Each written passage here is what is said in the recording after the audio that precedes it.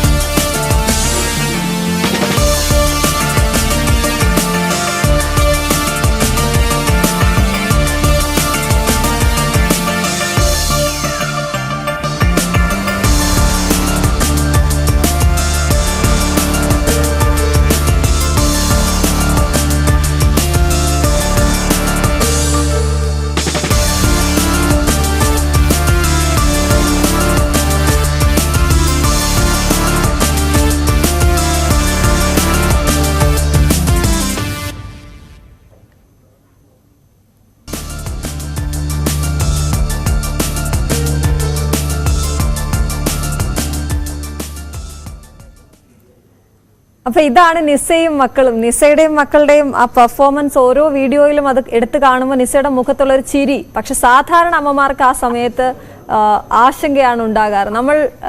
ഞാനടക്കമുള്ള അമ്മമാർ മക്കളോട് എപ്പോഴും പറയുന്നത് നോയാണ്. കാരണം ഒന്നുകിൽ വീഴും, അല്ലെങ്കിൽ എന്തെങ്കിലും പറ്റും എന്നൊക്കെയുള്ള പേടി നമുക്ക് ഉള്ളത് കൊണ്ട് തന്നെ നമ്മളെപ്പോഴും പറയും, മോനെ അത് ചെയ്യരുത്, മോളെ ഇത് ചെയ്യരുതെന്ന് നമ്മളെപ്പോഴും പറഞ്ഞുകൊണ്ടിരിക്കും. അതനുസരിച്ച് അവർ പിൻവാങ്ങുകയും ചെയ്യും. പക്ഷെ നിസ ഷമീം എന്ന് പറയുന്ന അമ്മ കുഞ്ഞുങ്ങൾക്കൊപ്പം ഇറങ്ങി, അവർ തറയിലേ അല്ല, അവരുടെ വീഡിയോസ് കാണുമ്പോൾ നമുക്ക് മനസ്സിലാവും. സൈക്കിളിലാണെങ്കിൽ തന്നെ സൈക്കിൾ നേരെ ഓടിക്കുന്ന 2 മക്കളല്ല. അവരുടെ പേര് പറയണം, ഇഷാനും ഒർഹാനും. ഇഷാന് 10 വയസ്സും ഒർഹാന് 8 വയസ്സുമാണ്. അപ്പോൾ 2 പേര് സ്കൂളിൽ പോയിരിക്കണം. അങ്ങോട്ടേക്ക് വരുമ്പോൾ നമുക്ക് കാണാം. നിസ എങ്ങനെയാണ് ഇങ്ങനെ ഒരു സൂപ്പർ മോമായിട്ട് മാറിയത്? എല്ലാ അമ്മമാരെയും പോലെ തന്നെ എനിക്കും നല്ല പേടിയും എല്ലാം ഉള്ള ഒരു കൂട്ടത്തിൽ തന്നെയായിരുന്നു. പക്ഷെ ഞാൻ അവന്മാരായി കഴിഞ്ഞപ്പോ നമുക്ക് മനസ്സിൽ എന്തെങ്കിലും അവരെ ആക്കണം, അല്ലെങ്കിൽ അവരെ നമുക്ക് പറ്റാഞ്ഞത് എന്തെങ്കിലും ഒക്കെ അവരുടെ കൂടെ പറ്റണം എന്നുള്ള ആഗ്രഹം ഇങ്ങനെ മനസ്സിലുണ്ടായിരുന്നു. അപ്പൊ അവർക്ക് ഒരു സ്ട്രെങ്ത് കൊടുത്താൽ മാത്രമേ കുഞ്ഞുങ്ങൾക്ക് അവർക്ക് അതിനുള്ള ഒരു മെന്റൽ സ്ട്രെങ്ത് വരുവുള്ളൂ. അതുകൊണ്ടാണ് ഞങ്ങൾ ഇത്ര സപ്പോർട്ടായിട്ട് ചെയ്യുന്നത്. അല്ലെങ്കിൽ നമ്മൾ കൊടുക്കുന്ന സപ്പോർട്ടിന്റെ അത്രയും ഒരാൾക്കും കുഞ്ഞുങ്ങളെ സപ്പോർട്ട് ചെയ്യാൻ പറ്റത്തില്ല. അതാണ് നമ്മൾ സപ്പോർട്ടീവായിട്ട് നിൽക്കുന്നത്. കാരണം ഒരമ്മ എന്ന നിലയ്ക്ക് നമ്മളിപ്പോ അവരെ പേടിപ്പിക്കുകയാണെങ്കിൽ അവർ തീർച്ചയായിട്ടും ആ ഒരു പേടിയിലോട്ട് തന്നെ പോകും. നമ്മളിപ്പോ സ്റ്റോപ്പ് വേണ്ട എന്ന് പറഞ്ഞാൽ അവരതവിടെ നിർത്തും. പക്ഷെ ഏതെങ്കിലും ഒരു കാര്യം അമ്മ അവരോട് പറയുക, നിങ്ങൾ ചെയ്യുക, നിങ്ങൾക്ക് പറ്റും എന്നൊരു വാക്ക് പറഞ്ഞാല് അവർക്ക് കിട്ടുന്ന ആ ഒരു പോസിറ്റീവ് എനർജിയിൽ അവർ എന്ത് ചെയ്യും. അതെനിക്ക് എന്റെ അനുഭവത്തിൽ നിന്ന് മനസ്സിലായ ഒരു കാര്യമാണ്. എങ്കിലും നിസ എങ്ങനെയാ ഈ ഒരു സൈക്ലിംഗ് എന്ന് പറയുന്നത്, സൈക്കിളിലേക്ക് മോൻ വന്നത്? മൂത്ത മകൻ ഇഷാൻ എപ്പോഴും സൈക്കിളിലാണ് കാണാറുള്ളത്, ഒറ്റ വീലിലൊക്കെയാണ് എപ്പോഴും സഞ്ചരിക്കാറുള്ളത്, ഒരു വീൽ ഇളക്കി വെച്ചിട്ട് ഓടിക്കുന്നു. അപ്പൊ എങ്ങനെയാ അതിലേക്കൊക്കെ വന്നത്? അത് നമുക്ക് ഓരോന്നിനും ഓരോ കാരണം ഉണ്ടാവും എന്ന് പറയത്തില്ലേ. അതെന്ന് വെച്ചാല് എന്റെ മോന് ടോവിനോയെ ഭയങ്കര ഇഷ്ടമാണ്. ടോവിനോയെ കാണണം. നമ്മുടെ ആക്ടർ ടോവിനോട് ഭയങ്കര സ്നേഹമാണ്. അപ്പൊ പുള്ളിയെ കാണണം എന്ന് അവർ എപ്പോഴും പറയും. ആ ഒരു പറച്ചിലില്ല. അപ്പൊ ഞങ്ങള് പറഞ്ഞു വെറുതെ അങ്ങ് പോയി കാണുന്നതിൽ കാര്യമില്ലല്ലോ, നീ എന്തെങ്കിലുമൊക്കെ ആയിട്ട് ഞാൻ ഇങ്ങനെ ഒരാളാണ്, എനിക്ക് ഇങ്ങനൊക്കെ ചെയ്യാൻ പറ്റും. അതായത് ടോവിനോയുടെ കൂടുതലും അവൻ ആക്ടിവിറ്റീസ് ചെയ്യുന്നതാണ് ഇഷ്ടമുള്ളത്. ഒരു ടോവിനോയെ ഇഷ്ടപ്പെടാനുള്ള ഒരു കാരണവും ആക്ടിവിറ്റീസിലുള്ള ഇഷ്ടമാണെന്ന് ഞങ്ങൾക്ക് അത് മനസ്സിലായി. വർക്കൗട്ട് വീഡിയോസ് ഒക്കെ കാണാനാണ് അവർക്ക് കൂടുതലും ഇഷ്ടം. അപ്പൊ നമ്മൾ ഓർത്തു എന്നാ നിനക്കും അതുപോലെ എന്തെങ്കിലും ചെയ്യാൻ പറ്റുമെങ്കിൽ നമുക്ക് ചെന്ന് കാണാം എന്നുള്ളൊരു, നമുക്ക് ഒരിക്കലും പ്രതീക്ഷയില്ല നാളെ ചെന്ന് കാണാം അല്ലെങ്കിൽ അവരെ മീറ്റ് ചെയ്യാന്നുള്ളൊരു പ്രതീക്ഷയിലല്ല നമ്മളിതൊന്നും പറയുന്നത്. പക്ഷെ അവൻ അതൊരു സ്ട്രെങ്ത് ആയിട്ട് നമ്മൾ പറഞ്ഞതാ, നീ അങ്ങനെ ചെയ്ത് നമ്മൾ എന്തെങ്കിലും ആയിട്ട് ചെല്ലുവാണെങ്കിൽ നമുക്ക് എങ്ങനെയെങ്കിലും കാണാം ഒരു വിശ്വാസത്തിലാണ് ഞങ്ങൾ ഈ ഒരു യൂട്യൂബ് ചാനൽ തുടങ്ങുന്നത്. അതില് നമ്മള് നോക്കുമല്ലോ എന്ത് കണ്ടന്റ് ആണ് നമുക്ക് ഇനി ചെയ്യാൻ പറ്റുന്നത്. കാരണം എന്തും ചെയ്തിട്ട് കാര്യമില്ല. നമ്മൾ നോക്കുന്ന സമയത്ത് കുഞ്ഞുങ്ങളുടെ കാര്യത്തില് സൈക്ലിങ്ങിന്റെ കാര്യങ്ങൾ വളരെ കുറവാണ്. കാരണം നമ്മൾ എല്ലാ കുഞ്ഞുങ്ങൾക്ക് ആദ്യം വാങ്ങിച്ചു കൊടുക്കുന്ന ഒരു ടോയ്, ഒന്ന് നടന്നു കഴിഞ്ഞാൽ വാങ്ങിച്ചു കൊടുക്കുന്ന ഒരു ടോയ് സൈക്കിൾ ആയിരിക്കും. അപ്പൊ അതുമായിട്ട് ബന്ധപ്പെട്ടപ്പോ കുഞ്ഞുങ്ങൾക്ക് അതിനോട് ഒരു ആത്മബന്ധവും ഉണ്ട്. അപ്പൊ അതിലോട്ട് തിരിഞ്ഞാലോ എന്നുള്ളൊരു നമ്മുടെ ഒരു തീരുമാനത്തിന്റെ പുറത്ത് അങ്ങനെ ഇറങ്ങി ഓരോ കാര്യങ്ങളും ഓരോ സ്റ്റണ്ടുകളും അവരെ പഠിപ്പിക്കുന്നതിന്റെ കൂടെ ഞങ്ങളും പഠിച്ച് തന്നെയാണ് ഇതൊക്കെ ചെയ്യുന്നത്. അപ്പം ടോവിനെ കാണാനുള്ള ഒരു ആഗ്രഹമാണ് ഞങ്ങളുടെ ഈ ഒരു സൈക്കിൾ സ്റ്റഡിലേക്ക് വരാനുള്ള ഞങ്ങളുടെ ഏറ്റവും വലിയൊരു കാര്യം. അതെ, അങ്ങനെ സൈക്കിളാണ് നിങ്ങളുടെ തീം, അല്ലെങ്കിൽ അതാണെന്ന് വിചാരിച്ച് കിഡി സ്കൂപ്പ് എന്ന് പറയുന്ന ചാനൽ തുടങ്ങുവാണ്. അപ്പൊ ആദ്യം ഇട്ട വീഡിയോ, അതിന്റെ റെസ്പോൺസ് ഒക്കെ എങ്ങനെ ഉണ്ടായിരുന്നു? നിസ ഓർക്കുന്നുണ്ടോ? ആദ്യം ഇട്ട വീഡിയോ ഒന്നും നമുക്ക് ഒട്ടും റീച്ചേ ഇല്ല. അത് എല്ലാവരെയും പോലെ തന്നെ 50, നമ്മള് ശരിക്കും ഓരോ വ്യൂ എണ്ണിയിരിക്കും. ഈ വീഡിയോയ്ക്ക് ഒരു 10 വ്യൂ ആയി, 20 വ്യൂ ആയെന്ന് കിട്ടുമ്പോൾ നമുക്ക് ഭയങ്കര സന്തോഷമാണ്. കാരണം നമ്മൾ ഒരിക്കലും ഇങ്ങനെ ഒരു ഫീൽഡിലുള്ള ആളോ അല്ലെങ്കിൽ ഇതുമായിട്ട് യാതൊരു ബന്ധമുള്ള ആൾക്കാരോ അല്ല. അപ്പൊ ഒരു സബ്സ്ക്രൈബറും ഒരു വ്യൂവും ഒക്കെ കൂടുമ്പോൾ നമുക്ക് ഭയങ്കര ഹാപ്പിനെസ് ആണ്. എനിക്ക് തോന്നുന്നു ഞങ്ങൾ ഏറ്റവും കൂടുതൽ സന്തോഷിച്ച ഒരു നിമിഷം എന്ന് വെച്ചാൽ നമുക്ക് 1K സബ്സ്ക്രൈബർ ആയ സമയത്താണ്. അത് ഞങ്ങൾക്കൊരു അച്ചീവ്മെന്റ് ആയിരുന്നു. കാരണം നമ്മൾ ഒട്ടും പ്രതീക്ഷിക്കാത്തൊരു സമയത്ത് ഇങ്ങനെ യൂട്യൂബ് തുടങ്ങുന്നു, അതിങ്ങനെ ഗ്രോത്ത് ചെയ്ത് വരുന്നു എന്നുള്ളൊരു സന്തോഷം ആ ഒരു സമയത്താണ്.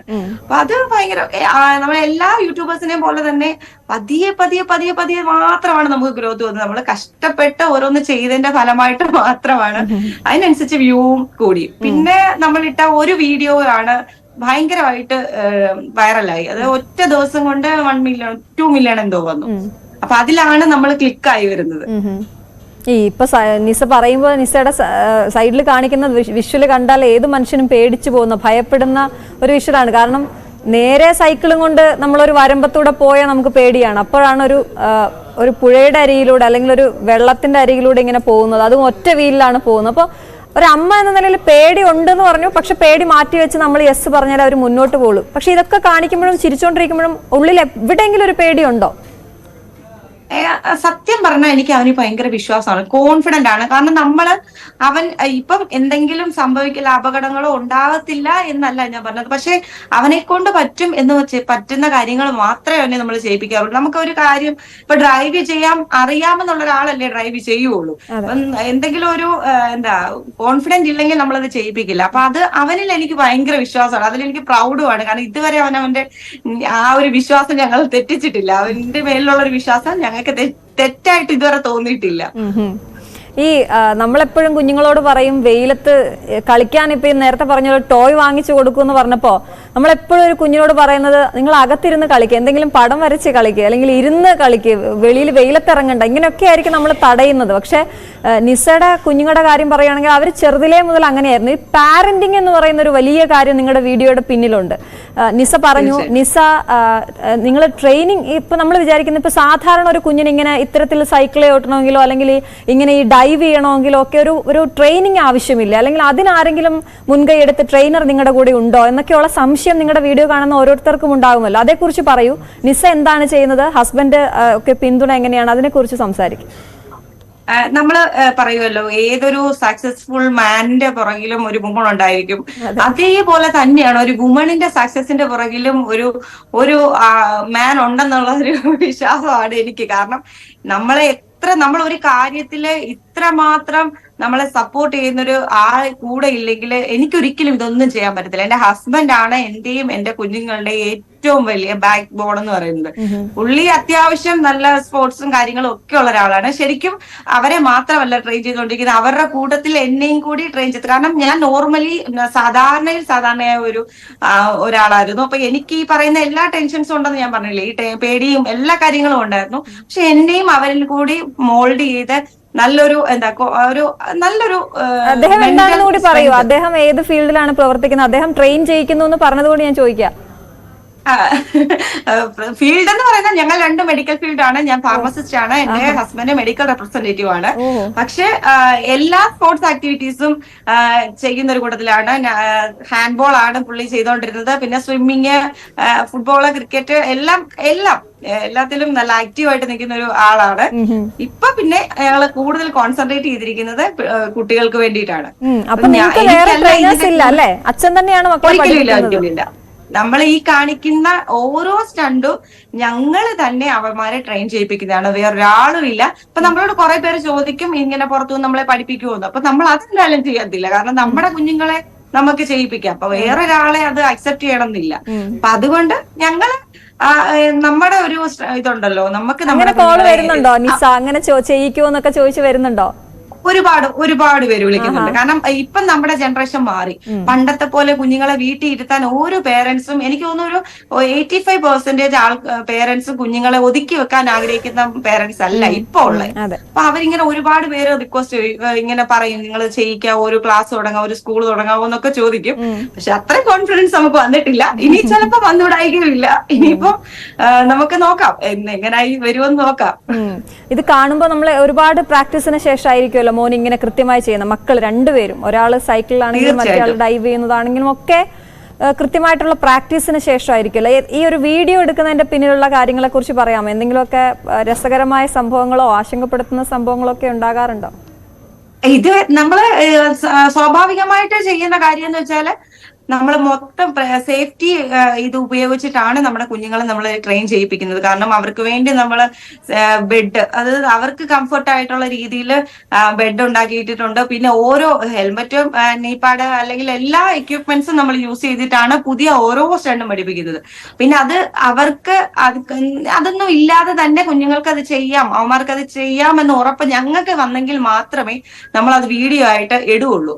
നമ്മള് നിരന്തരം ഇന്ന സമയമൊന്നും ഇല്ല കേട്ടോ, നമുക്ക് പ്രാക്ടീസ് ചെയ്യാൻ 1 മണിക്കൂർ ഒരു ദിവസം ഈവനിങ് ടൈമിൽ നമ്മൾ മസ്റ്റ് ആയിട്ട് പ്രാക്ടീസ് ചെയ്യും. അപ്പം ഇത് മാത്രം കൊണ്ട് നമ്മൾ ചെയ്യത്തില്ല. പുതിയ സ്റ്റണ്ട് പഠിക്കണമെങ്കിൽ കൂടുതൽ ടൈം ആവശ്യമാണ്. ഞാനും വർക്ക് ചെയ്യുന്ന ആളാണ്. നമ്മൾ 4 പേരും എൻഗേജ്ഡ് ആയിട്ടുള്ളതായതുകൊണ്ട് ചിലപ്പോൾ രാത്രി ടൈമിങ്ങിൽ പോലും ഞങ്ങൾ അവരെ പ്രാക്ടീസ് ചെയ്യും. അവർക്ക് ഇൻട്രസ്റ്റ് ആണ്, അത് വലിയൊരു ഘടകമാണ്. നമുക്ക് ഇങ്ങനത്തെ ആക്ടിവിറ്റീസ് പഠിക്കണമെങ്കിൽ കുഞ്ഞുങ്ങളുടെ ഒരു ഇൻട്രസ്റ്റ്, അത് അവരുടെ ഒരു സന്തോഷം ഇല്ലെങ്കിൽ ഇതൊന്നും ചെയ്യാൻ പറ്റത്തില്ല. കാരണം നമുക്കൊരു ഫോഴ്സ് ചെയ്ത് ചെയ്യിപ്പിക്കാൻ പറ്റുന്ന ഒരു കാര്യമേ അല്ലല്ലോ ഇത്. ഇങ്ങനത്തെ സ്റ്റണ്ടിങ് നമുക്ക് ഒരിക്കലും ഫോഴ്സ് ചെയ്യാൻ പറ്റത്തില്ല. അവരുടെ ഇഷ്ടം ഉണ്ടെങ്കിൽ മാത്രം നമുക്കത് ചെയ്യിപ്പിക്കാൻ പറ്റുള്ളൂ. അപ്പം ക്യാമറയുടെ പുറകിൽ എന്ന് വെച്ചാൽ ഞങ്ങളുടെ ഹസ്ബൻഡ് തന്നെയാണ്. ഒരുപാട് പേർ ഒരു സംശയമാണ്, എന്താണ് ഹസ്ബൻഡ് ഇല്ലേ അല്ലെങ്കിൽ ഒറ്റയ്ക്കാണോ എന്നൊക്കെ ചോദിക്കാറുണ്ട്. പക്ഷെ ഹസ്ബൻഡ് ക്യാമറയ്ക്ക് പിറകിലാണ്.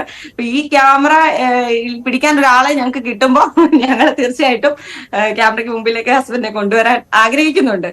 അതെ, ഓരോ വീഡിയോയിലും നിസയുടെ കൂടി ഒരു പങ്കാളിത്തം അത് എടുത്തു പറയേണ്ടതാണ് കേട്ടോ. നിസ എനിക്ക് തോന്നുന്നു ആ ഒരു റിയാലിറ്റി ഷോയിലേക്ക് വന്നു. എൻ്റെ അമ്മ സൂപ്പറാന്ന് പറഞ്ഞ റിയാലിറ്റി ഷോയിലേക്ക് വന്ന് ടൈറ്റിൽ വിന്നർ ആയ ശേഷം നിസയെ അല്ല വേറൊരാളായി മാറി. പുതിയ വീഡിയോസിലൊക്കെ എന്തൊക്കെയാണ്, കുഞ്ഞുങ്ങൾക്ക് അപ്പുറത്തേക്ക് ഡാൻസും പാട്ടും രസമാണ്.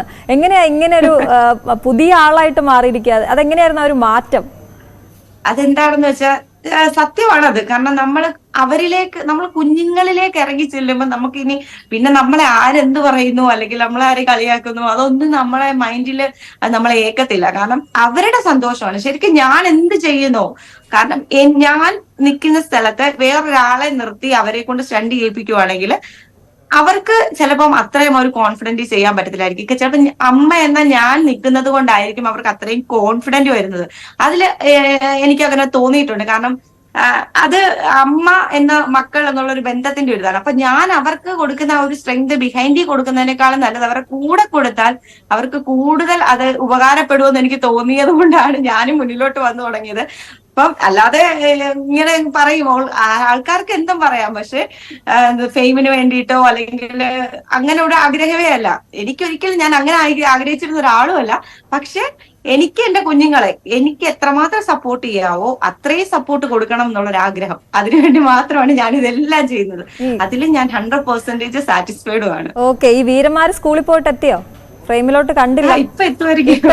അപ്പൊ എത്തുമ്പോ നമ്മുടെ പ്രേക്ഷകർക്ക് വേണ്ടി ഒന്ന് അവരെ കാണിക്കണം. ഹസ്ബൻഡ് ഉണ്ടോ വീട്ടില്? 3 പേരും ഉണ്ടായിരുന്നു. അപ്പൊ അല്ല ഇപ്പൊ എത്തും. ആണല്ലേ? അപ്പൊ നമുക്ക് എല്ലാരും കൂടി കാണാം. അപ്പൊ നമ്മള് നേരത്തെ ഇഷാന്റെ കാര്യം പറഞ്ഞു. ഒർഹാൻ എനിക്ക് തോന്നുന്നു ഏറ്റവും ഇത് ഫ്ലിപ്പാണ് അല്ലെ? ബാക്ക് ഫ്ലിപ്പിന്റെ രാജാവാണ് അവൻ. അതെ അതെ. അപ്പൊ അതെങ്ങനെയായിരുന്നു? ഒരാള് ഇതില് ഓക്കെ ഇൻട്രസ്റ്റഡ് ആണ് എന്ന് പറഞ്ഞ് അവൻ പോകുന്നു, അപ്പൊ തന്നെ ചേട്ടനെ കണ്ട് പുള്ളിയും ആകർഷകമായിട്ട് വന്നതാണോ? ഇവനും എല്ലാം ചെയ്യാൻ ഭയങ്കര ഇൻട്രസ്റ്റ് ആണ്. പക്ഷെ നമുക്ക് ഇവനെ സൈക്കിൾ സ്റ്റാൻഡ് പഠിപ്പിക്കാൻ തോന്നത്തില്ല. കാരണം ആള് സൈസ് ഭയങ്കര കുഞ്ഞാണ്. അപ്പൊ നമുക്ക് അവന് പറ്റുന്ന ഒരു മിനിറ്റ് പോലും അടങ്ങിയിരിക്കുന്ന ഒരു ടൈപ്പ് അല്ല അവൻ. അപ്പം ഇപ്പൊ ചാടി ചാടി ചാടി ചാടി നടക്കും. അപ്പൊ ഞങ്ങൾ എന്നാ പിന്നെ എന്താ അവന്റെ ചാട്ടം തന്നെ നമുക്കൊരു തീമാക്കിയേക്കാം. അങ്ങനെയാണ്. ഒരു മിനിറ്റ് നമുക്ക് അവനെ പരിചയമുള്ളവർക്ക് അറിയാൻ പറ്റും അവനെ ഒരു സ്ഥലത്തും അടങ്ങിയിരിക്കത്തില്ല. ഹൈപ്പർ ആക്റ്റീവ് അല്ല, പക്ഷെ ആക്റ്റീവ് ഭയങ്കര കൂടുതലുമാണ്. നല്ല ആ ഒരു ഇതിലാണ് നമ്മള് അവനെ പാർക്കോറിലൊക്കെ കൊണ്ടുവന്നത്. ഫ്ലിപ്പ് ചെയ്യുമ്പോ അദ്ദേഹം ഫ്ലിപ്പ് ചെയ്യുമ്പോ എന്തെങ്കിലുമൊക്കെ പറ്റിയിട്ടുണ്ടോ? ഇങ്ങനെ വീണ് പരിക്കേൽക്കുകയോ അങ്ങനെ എന്തെങ്കിലുമൊക്കെ ചെയ്തിട്ടുണ്ടോ? കുഞ്ഞുമോനല്ലേ? ഇല്ല ചെറിയ ചെറിയ എന്താ ഇപ്പം അവന് ഉദ്ദേശിക്കുന്നിടത്ത് ലാൻഡ് ചെയ്യാൻ പറ്റാതെ മുട്ടുപോയി കുത്തുകയോ അങ്ങനെയൊക്കെ ഇതുവരെ ഹാംഫുൾ ആയിട്ടുള്ള ഒരു പ്രശ്നവും രണ്ടു മക്കൾക്കും ഉണ്ടായിട്ടില്ല. അത് നമ്മുടെ കഴിവല്ല ഒരിക്കലും, അത് ദൈവത്തിന്റെ മാത്രം കഴിവാണ്. അത് മുന്നോട്ടും അങ്ങനെ തന്നെ ഉണ്ടാവണമെന്ന് നമ്മൾ ആഗ്രഹിക്കുന്നു. കാരണം ഈ ഒരു ഇങ്ങനത്തെ സംഭവങ്ങൾ ചെയ്യുമ്പോൾ നമ്മൾ സ്റ്റണ്ടിങ് ചെയ്യുമ്പോൾ എന്തും വന്ന് സംഭവിക്കാം. അത് ചിലപ്പോൾ നമ്മുടെ പ്രാക്ടീസിന്റെ കുറവ് കൊണ്ടോ അല്ലെങ്കിൽ പ്രിക്കോഷൻസിന്റെ കുറവ് കൊണ്ടോ ആയിരിക്കില്ല. ഇപ്പൊ ഇതെല്ലാം ഉണ്ടെങ്കിൽ തന്നെയും അപകടങ്ങൾ വരാനുള്ള ചാൻസ് കൂടുതലാണ്. പക്ഷെ ദൈവം സഹായിച്ച് ഇതുവരെ നമുക്ക് ഒന്നും അങ്ങനെ ഉണ്ടായിട്ടില്ല. പത്തനംതിട്ടക്കാരിയാണ്. ഈ വീഡിയോസിലൊക്കെയുള്ള ലൊക്കേഷനൊക്കെ ഗംഭീരാണല്ലോ. ഹസ്ബൻഡ് തന്നെയാണ് ക്യാമറ ചെയ്യുന്നതെന്നും പറഞ്ഞു. തീമൊക്കെ എല്ലാം നല്ലതുമാണ്. എങ്ങനെയാണ് ഈ ലൊക്കേഷൻ എവിടെയാണ്, എങ്ങനെയാ അതൊക്കെ നിങ്ങൾ ഹാൻഡിൽ ചെയ്യുന്നത്? അത് നമ്മള് ഓരോ ദിവസവും ചിന്ത ഇന്ന് നാളെ ഇന്നത്തേക്ക് എന്ത് ചെയ്യാം, ഇന്ന് ഈവനിങ് നമ്മൾ ഈവനിങ് ആണ് എല്ലാ വീഡിയോസും എടുക്കുന്നത്. അപ്പം ഇന്ന് എന്ത് ചെയ്യാം എന്നുള്ളൊരു ചിന്ത നമ്മുടെ എപ്പോഴും വരും. അപ്പം ആ ഒരു ലൊക്കേഷൻ വന്നു പോകുന്നതാണ് ഓരോ സ്ഥലത്ത്. നമ്മളിപ്പം താമസിച്ചിരുന്നത് കോന്നിയിലാണ്, എന്റെ വീട് കോന്നിയാണ്. പിന്നെ അവിടുന്ന് മാറി എന്റെ വർക്ക് ചെയ്യുന്ന സ്ഥലത്തേക്ക് ഞങ്ങള് താമസം തുടങ്ങി. അപ്പൊ പിന്നെ അവിടുത്തെ നല്ല സ്ഥലങ്ങൾ നോക്കി നമ്മള് ലൊക്കേഷൻ ചെയ്തു. അവര് സ്കൂളിൽ നിന്ന് വന്നിട്ടുണ്ട്, റെഡി ആയിട്ട് ഓടി വാ. ഹലോ, എവിടെ കാണുന്നില്ലല്ലോ? പോയോ? റെഡി ആവാൻ പോയോ? വീഡിയോ ആണ്. ഇപ്പൊ വരും. ആ ശരി ശരി ശരി ശരി. ഡ്രസ് ചേഞ്ച് ചെയ്ത് വരട്ടെ. അപ്പോ നമുക്ക് അവര് വരുമ്പോഴേക്കും നമുക്ക് ഈ ആ റിയാലിറ്റി ഷോയിലേക്കും കൂടി ജസ്റ്റ് ഒന്ന് പോയി വരാം. ആ ഷോയിലേക്ക് പോയി അതിനുശേഷമുള്ള നിസയും ഫാമിലിയും, അത് എങ്ങനെയായിരുന്നു റിയാലിറ്റി ഷോയിലേക്ക് പോകാൻ ഉള്ളൊരു, എവിടെ നിന്നാണ് അതിനെ കുറിച്ച് അറിഞ്ഞത്, എങ്ങനെയാണ് പോയത്, അതിന്റെ എക്സ്പീരിയൻസ് ഒക്കെ എങ്ങനെയായിരുന്നു? തീർച്ചയായിട്ടും പറയാം. കാരണം ഞങ്ങളെ ഇങ്ങനെ കുറച്ചുപേര് ഇതിങ്ങനെ ഒരു പ്രോഗ്രാം ഉണ്ട്, അപ്പൊ അതിന്റെ പേരെന്താണെന്നൊന്നും നമ്മൾ അറിഞ്ഞിട്ടില്ല. ഇത് നമുക്ക് ഇങ്ങനെ ഒരു പ്രോഗ്രാം ഉണ്ട്, നമുക്ക് പോവാം, പാർട്ടിസിപ്പേറ്റ് ചെയ്യാമോ നിങ്ങളെന്ന് നമ്മളെ കുറെ പേര് വിളിച്ചായിരുന്നു. അപ്പം ഞങ്ങൾ എന്ത് വിചാരിച്ച എന്തായാലും പോയി വരാം. മഴവിൽ മനോരമയില്ലേ, എനിക്ക് ഇവമാരെ എന്തെങ്കിലും ആക്കണം എന്നുള്ളൊരു ആഗ്രഹമാണ്. അപ്പൊ ഞാൻ ഓർത്തു കുഞ്ഞുങ്ങൾക്കുള്ള എന്തെങ്കിലും ആയിരിക്കും എന്ന് ഓർത്തിട്ടാണ്, അവരെ സപ്പോർട്ട് ചെയ്യാൻ വേണ്ടിയിട്ടാണ് നമ്മൾ പോകുന്നത്. അപ്പൊ അവിടെ ചെന്ന് ഓഡിഷൻ കയറിയപ്പോഴാണ് നമുക്ക് സംഭവം മനസ്സിലാവുന്നത് ഇത് അമ്മമാർക്കുള്ള പ്രോഗ്രാം ആണെന്ന്. അപ്പൊ ഞാൻ നോക്കിയപ്പോ ഫാമിലി പ്രോഗ്രാമാണ്. പിന്നെ എന്തായാലും മുന്നോട്ട് തന്നെ പോവാം. ഓഡീഷൻ കഴിഞ്ഞ് അവര് വിളിച്ചു കഴിഞ്ഞപ്പം എനിക്ക് ടെൻഷൻ ആയിരുന്നു. കാരണം ഡാൻസോ പാട്ടോ അങ്ങനത്തെ സംഭവങ്ങളോ ഒന്നും എനിക്ക് അറിയാത്ത ഒരാളാണ്. അപ്പൊ എന്താണ് മുന്നോട്ട് ഇവര് ഫാമിലി എന്റെ കൂടെ ഹസ്ബൻഡും 2 കുട്ടികളും ഉണ്ടെന്നുള്ള ഒരൊറ്റ സന്തോഷത്തിലും ഒരു ആത്മവിശ്വാസത്തിലുമാണ് ഞാൻ അതിലേക്ക് പോകുന്നത്. പോയി കഴിഞ്ഞിട്ട് പിന്നെ നമുക്ക്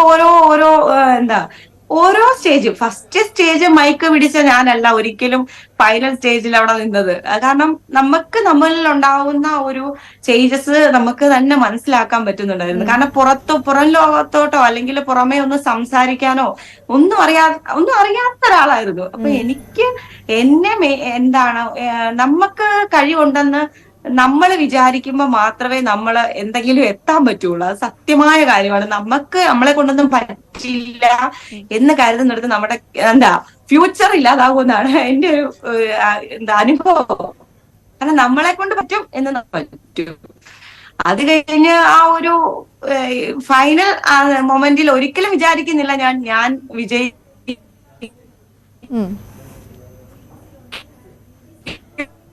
അതാണ് നിസ ഓരോ സ്റ്റേജിലുള്ള മാറ്റം നമുക്ക് നിസയുടെ ഓരോ പ്രകടനത്തിലും കാണാൻ പറ്റുന്നുണ്ടായിരുന്നു അല്ലെ. അപ്പൊ അത് അഭിനയമാണെങ്കിലും പാട്ടാണെങ്കിലും ഡാൻസ് ആണെങ്കിലും എല്ലാം ചെയ്യേണ്ടി വന്ന ഒരു സ്റ്റേജാണ്. നിസ ആദ്യം പറഞ്ഞല്ലോ നമുക്ക് പറ്റാത്ത കാര്യം നമ്മുടെ മക്കളിലൂടെ നമ്മൾ എപ്പോഴും വിചാരിക്കും. എല്ലാ അച്ഛനമ്മമാരും അങ്ങനെയാണ്. നിസ എന്താകാനായിരുന്നു ആഗ്രഹിച്ചിരുന്നത് ചെറുതായിരുന്നപ്പോ? അത് ശരിക്കും എനിക്ക് സംബന്ധിച്ച് പറയുകയാണെങ്കിൽ എനിക്ക് അങ്ങനെ സ്പോർട്സ് അങ്ങനത്തെ ആർട്സ് പരമായിട്ട് ഒരു ഇതും ഇല്ലായിരുന്നു കേട്ടോ. എനിക്ക് അങ്ങനെ സത്യം പറഞ്ഞാൽ ഒരു എയിം ഇല്ലാത്ത ഒരാളായിരുന്നു.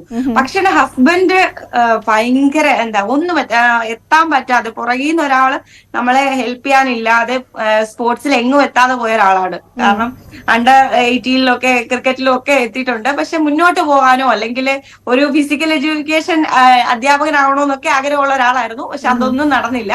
അപ്പൊ ആ വക ആഗ്രഹങ്ങളൊക്കെ ഉള്ളിൽ കിടന്നത് കൊണ്ടായിരിക്കും ഞങ്ങളെ 3 പേരെ ഒരുമിച്ച് ട്രെയിൻ ചെയ്യിപ്പിക്കുന്നത്.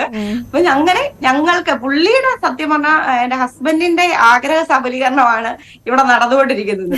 എനിക്ക് അങ്ങനെ ഒരു ആഗ്രഹം ഇല്ലാത്ത ഒരാൾ. ഞാൻ പറഞ്ഞിട്ടില്ലേ സാധാരണ ഒരാളായിരുന്നു ഞാൻ. എനിക്ക് പേടിയാണ് മുന്നോട്ട് നേരെ നോക്കി സംസാരിക്കാൻ പേടിയുള്ള ഒരാളായിരുന്നു. അപ്പൊ ആ ആളാണ് ഇപ്പൊ ഞാൻ ബോൾഡായിട്ടാണ് ഓരോ വീഡിയോസ് നമ്മൾ കാണുമ്പോഴും ഇപ്പൊ സംസാരിക്കുമ്പോഴും വീഡിയോസ് കാണുമ്പോൾ നമുക്ക് ഒരാളെ കൂടുതലായി അറിയാൻ പറ്റില്ല, സംസാരിക്കുമ്പോഴാണ്. അപ്പൊ നിസ ഇപ്പൊ എന്ത് കോൺഫിഡന്റ് ആയിട്ടാണ് സംസാരിക്കുന്നത് എന്നുള്ളതാണ്. ഒരാളുടെ സപ്പോർട്ടിൽ നിസ എത്രത്തോളം മുന്നിലേക്ക് എത്തി എന്നുള്ളതാണ്. അവരെവിടെ പോയി നമ്മുടെ സമയം കഴിയുന്നതിന് മുമ്പ് അവരെയൊക്കെ ഒന്ന് കാണണം. അവരെ കൂടി ഒന്ന് ഇരുത്തും. ഇതാണ് ഹലോ ഹലോ. എന്താണ് അമ്മ സൂപ്പറാണോ? ആണോ? ഇതാണ് ഈ മുടി വളർത്താൻ ഇഷ്ടം ആർക്കാണ്? ഇതെങ്ങനെയാ ഈ ഹെയർ സ്റ്റൈലിലോട്ട് എത്തിയത് നിങ്ങള്? ഇഷാൻ? എനിക്കിഷ്ടമുള്ള ഉമ്മിക്ക് എല്ലാരും പറഞ്ഞിട്ട് ആണോ? ഉമ്മി പറഞ്ഞോ മുടി വളർത്തിയ സൂപ്പർ ആണെന്ന്? ആണോ? ഒർഹാനോ? മോൻ ഇഷ്ടമാണോ മുടി വളർത്തുന്നേ? എനിക്ക് മുടി വളർത്താൻ ഇഷ്ടം. ആണോ? പല്ലൊക്കെ എവിടെ പോയി? മുട്ടായി കഴിച്ചോ? ആണോ? ഫ്ലിപ്പ് ചെയ്യുന്ന ഇഷ്ടമാണോ? പഠിച്ചപ്പോ ഇഷ്ടായോ? എന്തെങ്കിലും വീണിട്ടൊന്നും പറ്റിയിട്ടൊന്നുമില്ല? പേടിയൊന്നുമില്ല അങ്ങനെ ചെയ്യുന്നതില്?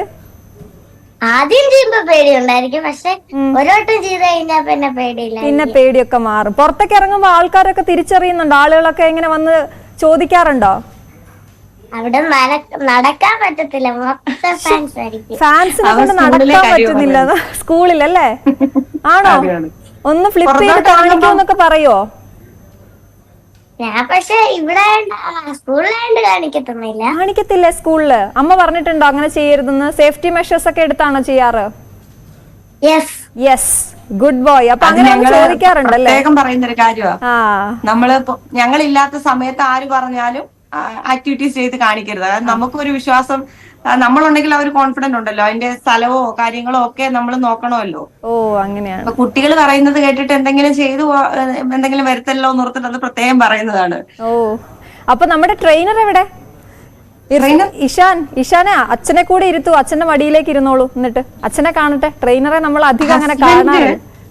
ഹസ്ബൻഡ് വരത്തില്ല, അതാണ് പ്രശ്നം. അയ്യോ, ഒന്ന് വരാൻ പറയും. ഞങ്ങളൊക്കെ ആഗ്രഹത്തോടെ കാത്തിരിക്കുകയാണ്. അത് പുള്ളി ഞാൻ കൊറേ പറയുന്നതാണ്, ഹസ്ബൻഡ് ക്യാമറയ്ക്ക് മുമ്പിൽ വരാറില്ലേ, നമ്മള് ഇത് ലൈവില് ഞങ്ങൾ വിളിക്കുകയാണെന്ന് പറയൂ, നോക്കട്ടെ. ഞാൻ പറഞ്ഞു നോക്കാം. അപ്പൊ തന്നെ കുഞ്ഞുങ്ങളെ വിട്ടിട്ട് അങ്ങോട്ടേക്ക് മാറി അല്ലേ? അദ്ദേഹം ക്യാമറയ്ക്ക് മുന്നിൽ വരാൻ ആഗ്രഹിക്കുന്നില്ല.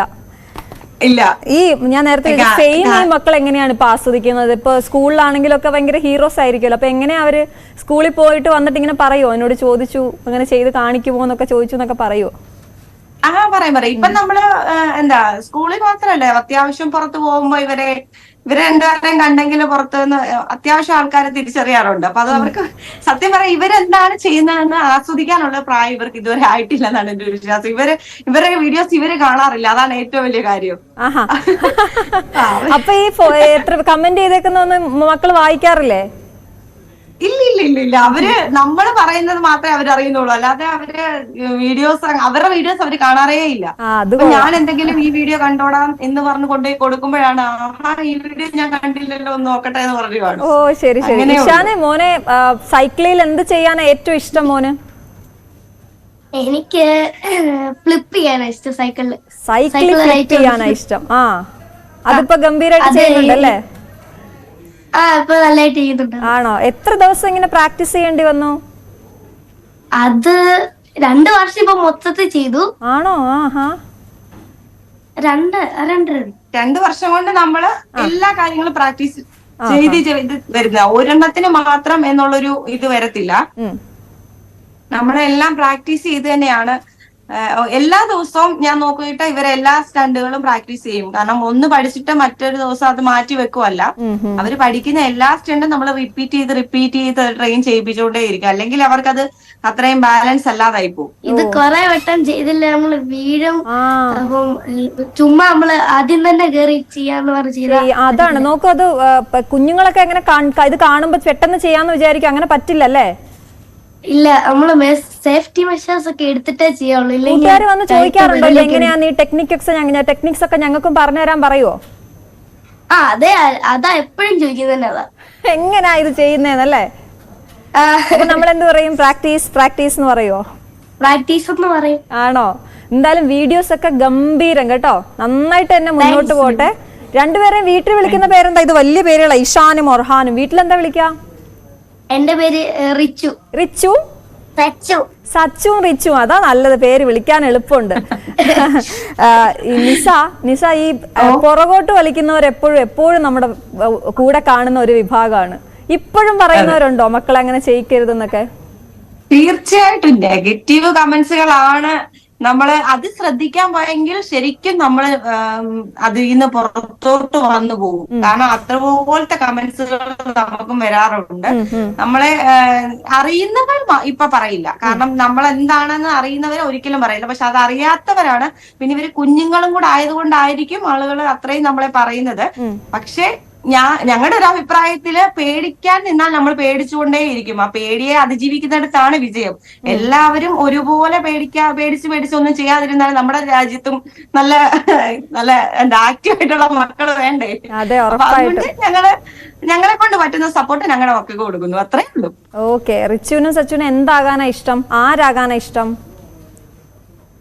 എനിക്ക് പൈലറ്റ് പറക്കണം. പിന്നെ പൈലറ്റ് ഉണ്ട് അല്ലെങ്കിൽ സയന്റിസ്റ്റ്. പൈലറ്റ് ഉണ്ട് അല്ലെങ്കിൽ സയന്റിസ്റ്റ് ഉണ്ട്, രണ്ടിതുണ്ട്. അതുകൊണ്ട് നമുക്ക് ഏത് വേണമെങ്കിലും ആവാം അല്ലെ? രണ്ടുപേരും അങ്ങനെ തന്നെ ആവട്ടെ കേട്ടോ. പാട്ടും ഡാൻസും ഒക്കെ ഇഷ്ടമുള്ളതുണ്ടോ? നിങ്ങൾ ഡാൻസ് ചെയ്യാറുണ്ടല്ലോ ചെറുതായിട്ടൊക്കെ, ഇഷ്ടമാണല്ലേ? അപ്പൊ എന്തായാലും വീഡിയോസ് ഒക്കെ കിഡിലനാണ്. നിങ്ങളുടെ അമ്മ സൂപ്പറാണ്. ഈ അമ്മയെ കണ്ട് കുറെ അമ്മമാരൊക്കെ മാറട്ടെ കേട്ടോ. അപ്പൊ എന്തായാലും ഞങ്ങളുടെ ഗസ്റ്റ് അതിഥിയായിട്ട് എത്തിയതിന് വളരെയധികം നന്ദി. എല്ലാവിധ ആശംസകളും 3 പേർക്കല്ല 4 പേർക്കും.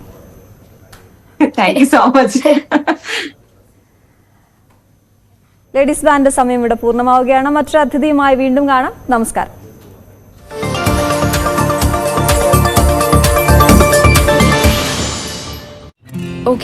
വാക്കേറ്റമാണ് സംഘർഷത്തിൽ കലാശിച്ചത്. ചണ്ഡീഗഡ് മേയർ